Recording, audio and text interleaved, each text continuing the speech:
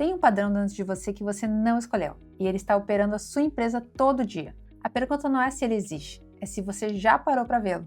Meu nome é Fernanda Ferreira e este capítulo é provavelmente os mais desconfortáveis da série, porque ele não fala sobre o que você faz, ele fala sobre de onde vem o que você faz. Existe uma música antiga que diz: eu nasci assim, eu cresci assim, Gabriela. É uma música de amor, mas virou metáfora perfeita para um padrão que eu vejo nos donos de empresas de setores completamente diferentes. O dono que lidera no automático, que reage sempre da mesma forma, que toma as mesmas decisões em situações parecidas e que tem os mesmos conflitos, com tipos parecidos de colaborador. E quando você pergunta para esse dono por que você lidera assim, a resposta mais honesta, que quase nunca vem na primeira pergunta, é: porque sempre foi assim. Sempre foi assim.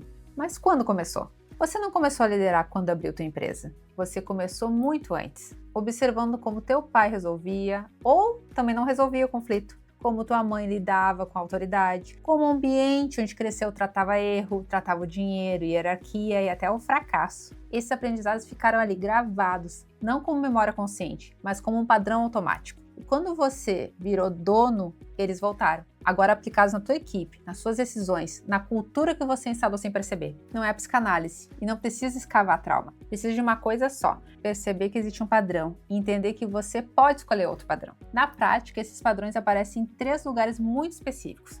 O primeiro é na forma como você lida com o erro. Se no ambiente onde você cresceu, erro era punido com silêncio, com vergonha ou até com uma consequência até desproporcional, é muito provável que você carregue isso para dentro da empresa. Não necessariamente da mesma forma, às vezes mais suave, às vezes até mais velada, mas o time sente. E quando o time aprende que errar tem um custo alto, ele para de expor o problema e começa a esconder. E o problema que poderia ser pequenininho vira crise quando aparece grande. O segundo é o modo como você reage sob pressão. Pressão tira o filtro. E o que aparece quando o filtro cai é quase sempre o padrão mais antigo. Não o que você aprendeu num curso de liderança. O que você aprendeu observando quem estava na frente quando o ambiente ficava difícil. Se o padrão era explosão, controle, silêncio ou até fuga, ele vai aparecer. A questão é se você vai perceber antes ou só depois do estrago. E o terceiro, que é quem você mantém por perto. Os donos que mais travam são os que ficam rodeados de quem concorda.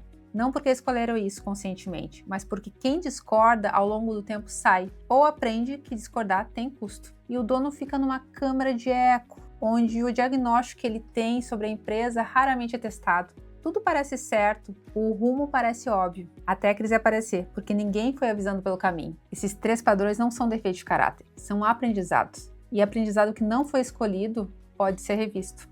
Tem um detalhe que eu preciso nomear aqui. O dono que mais precisa ouvir isso é o que vai terminar esse vídeo pensando: isso não é comigo, eu já trabalhei isso, eu não sou assim. E é aqui que está esse ponto, essa reação. A pressa em se defender, em se diferenciar, em se colocar fora do padrão. E isso é muitas vezes o padrão funcionando. Eu não estou dizendo que você é o problema, eu estou dizendo que você é o ponto de partida. E há uma diferença enorme entre as duas coisas. Perceber o padrão não exige terapia, exige atenção. Começa com uma pergunta simples feita com honestidade. De onde vem a forma com que eu reajo quando algo dá errado? Não a resposta que você daria numa entrevista, a resposta real. E depois, o que esse padrão está custando na minha empresa hoje? E por último, e talvez a mais difícil, se eu pudesse escolher responder diferente, como seria? Essas 3 perguntas não resolvem nada sozinhas, mas elas criam um único terreno onde a mudança real acontece. Percepção antes da ação. Você não muda o que você não consegue ver, mas também não pode ver o que ainda não parou de olhar.